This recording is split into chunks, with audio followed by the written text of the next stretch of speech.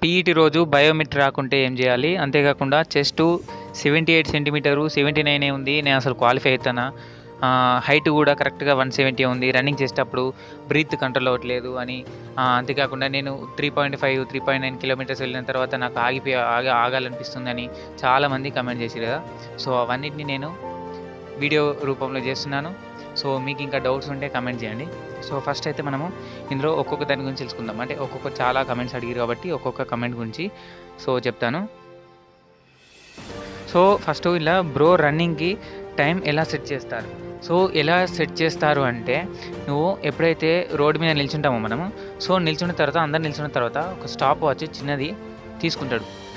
So, చిన్నది తీసుకొని start అంటాడు. అంటే ఇక్కడ చూడండి, ముందటున్న వాళ్ళకి వెనుకున్న వాళ్ళకి కొంత సెకండ్స్ గ్యాప్ అనేటువంటి వస్తుంది.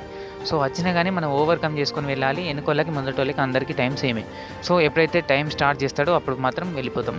ఫస్ట్ బ్యాచ్కి మాత్రం ఏం చేసిందంటే 1 నిమిషం ఎక్కువ ఇచ్చాడు.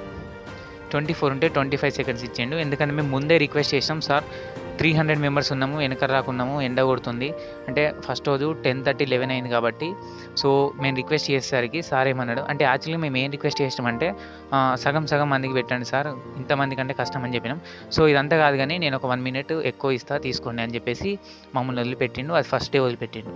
సో, ఇలా కూడా ఏంటంటే నీకు 24 మినిట్స్ పెడతాడు కదా, అక్కడ ఉన్న ఆఫీసర్స్ కొంచెం బెటర్ అయితే నీకు 24 కంటే కొంచెం ఎక్కువ ఉన్నా కానీ తీసుకోవడానికి ట్రై చేస్తారు. సో, ఆల్మోస్ట్ తీసుకుంటారు. అంతేగాని మనమైతే 24 లోపే వచ్చేటట్టు ట్రై చేసుకోవాలి.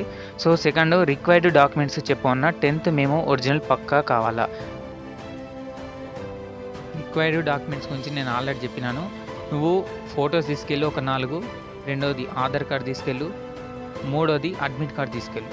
ఓకేనా? సో, దీంతో పాటు ఎవరికైతే హైట్ రిలాక్సేషన్ పెట్టుకుంటారో వాళ్ళు క్యాస్ట్ సర్టిఫికేట్ తీసుకెళ్ళండి. అర్థమైందా? సో, నీకు 10th మేము ఒరిజినల్ అవసరం లేదు, నువ్వు తీసుకెళ్ళు. ఎందుకంటే ఏదైనా ఒక ఒరిజినల్ ప్రూఫ్ ఉండాలి.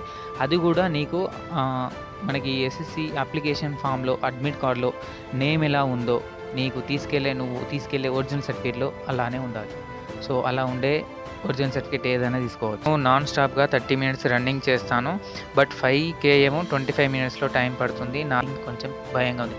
ఇంకా భయం ఎందుకు? 5K 25 మినిట్స్లో పడుతుందంటే నువ్వు ఖచ్చితంగా క్వాలిఫై అవుతావు, 100% అవుతావు. సో, నువ్వు మంచిగా రన్నింగ్ చేయక్కడ ఖచ్చితంగా క్వాలిఫై అవుతావు. నేను కూడా ఉంది. సో, నువ్వు ఇంకా ఇంప్రూవ్ చేయొచ్చు. గ్రౌండ్లో ప్రాక్టీస్ చేసినప్పుడు నాకు 26, 27 పడ్డది. సో, యాక్చువల్గా 30 లోపు పడితే చాలు అనుకున్నా. నేను అంతకుముందు రన్నింగ్ ప్రాక్టీస్కి కోచింగ్ కూడా వెళ్ళినాను. సో, అక్కడ అంటే కోచింగ్ అంటే మనకి ఈవెంట్కి ముందు ఒక 1 మంత్ ముందు నుంచి ఓన్గా చేసుకున్నాను. అంతకుముందు రన్నింగ్కి వెళ్ళినప్పుడు అంటే ఎప్పుడైతే నాకు షార్ట్ లిస్ట్లో నేమ్ వచ్చిందో అప్పుడు రన్నింగ్కి వెళ్ళినాము. సో, రన్నింగ్కి వెళ్ళిన తర్వాత సార్ మాకు ఒక వాచ్ ఇచ్చి మీరు ఎక్కడికన్నా తిరగండి కానీ 5K నాకు 30 మినిట్స్ లోపు రావాలి అనేవాడు. 30 మినిట్స్ లోపు ఎవరైతే కొడుతున్నారో ఇప్పుడు వాళ్ళందరూ ఖచ్చితంగా క్వాలిఫై అవుతారు. మాకు అలాగనే సెట్ చేసిండు. మేము 30 మినిట్స్ లోపే వచ్చినాం. అక్కడ కూడా అందరం క్వాలిఫై అయినాం. సో, నీకు బెటర్ టైమే, ఖచ్చితంగా క్వాలిఫై అవుతావు.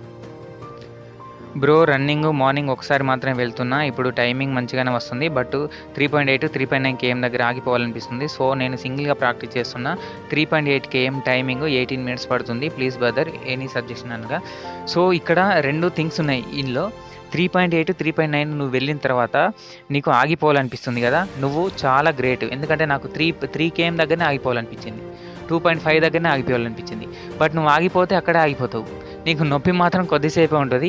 నువ్వు కొట్టలేదని నొప్పి మాత్రం నీకు తర్వాత నువ్వు 2 వారాల దాకా నీకు అదే పీడిస్తుంటుంది నేను.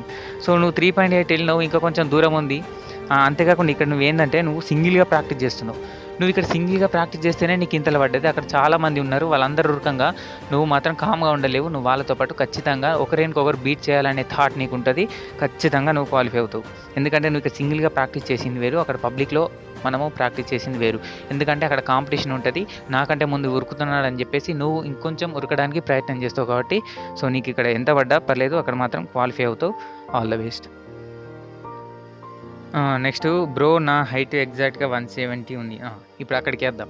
సో, హైట్ ఎవరైతే 170 ఉంటారో వాళ్ళు బార్డర్లో ఉన్నట్టే అర్థం చేసుకోండి. ఎవరు కూడా డిసప్పాయింట్ కాకండి.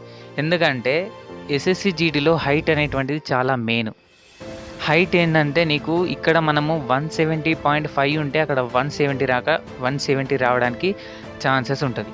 బట్ నువ్వు ఎప్పుడైతే స్టిఫ్గా నిల్చుంటావో, నీ ఇక్కడ చూపెడతా చూడండి స్క్రీన్ మీద, నువ్వు ఎప్పుడైతే పైన స్కేల్ పెట్టి నీ కడుపులో ఒక్కోసారి ఇట్లా టచ్ చేస్తాడు, నువ్వు కిందికి అంగిపోతావు ఆటోమేటిక్గా. అప్పుడు నీకు పైన స్కేల్ అనేటువంటి డౌన్ అయిపోతుంది. ఎంత డౌన్ అయితే నీకు అంతే మెజర్ చేస్తాడు.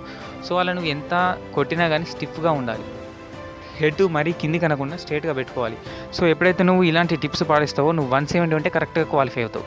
ఇక లేదు అనుకో, నువ్వు 171 ఉంటే నీది 170 వస్తుంది. నాది ఇక్కడ 171.8 ఉంటే అక్కడ 170.5 వచ్చింది.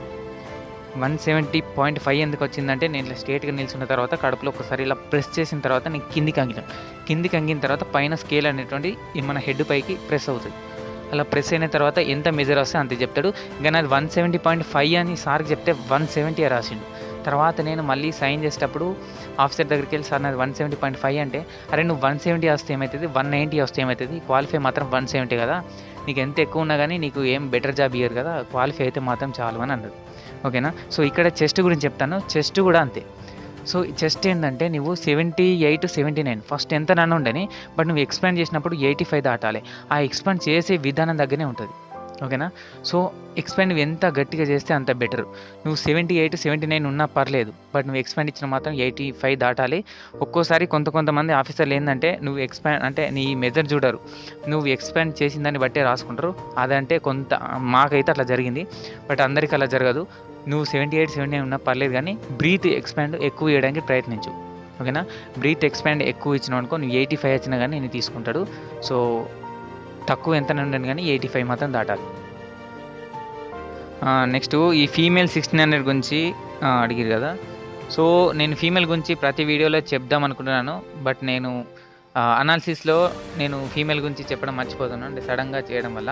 సో ఈ 1600 ఏంటంటే అమ్మాయిలకి ఒకటి గుర్తుపెట్టుకోండి, 2 తెలుగు రాష్ట్రాల నుంచి అమ్మాయిలకైతే ఈ సెంట్రల్ గవర్నమెంట్కి కొంచెం కాంపిటీషన్ తక్కువనే ఉండొచ్చు. ఒకవేళ ఉన్నప్పటికీ 1600 అనేటువంటిది కొంచెం క్రిటికల్గా భావిస్తారు. ఎందుకంటే ఇప్పుడు అబ్బాయిలకి 1600 పెట్టినా 8 మినిట్స్ లోపు చాలామంది కొట్టలేకపోతారు. సో మీకు 8:30 ఇచ్చారు. ఎవరైతే అమ్మాయిలు 1600 క్వాలిఫై అవుతారో వాళ్ళకి 98% జాబ్ వచ్చినట్టే ఫీల్ కండి.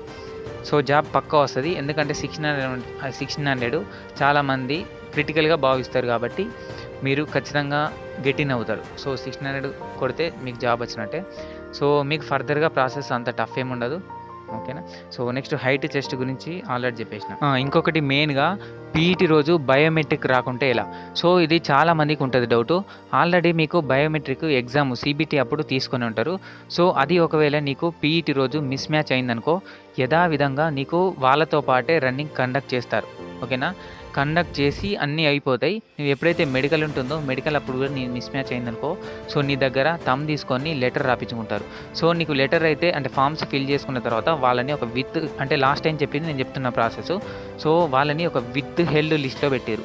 సో జాబ్ మాత్రం పక్కా వస్తుంది. అంటే జాబ్ అంటే మా జాబ్ ఒకవేళ సెలెక్ట్ అయితే పక్కా మిమ్మల్ని కూడా ట్రైనింగ్ పంపుతారు. బట్ ఏంటంటే హెల్డ్ లిస్ట్లో పెడతారు.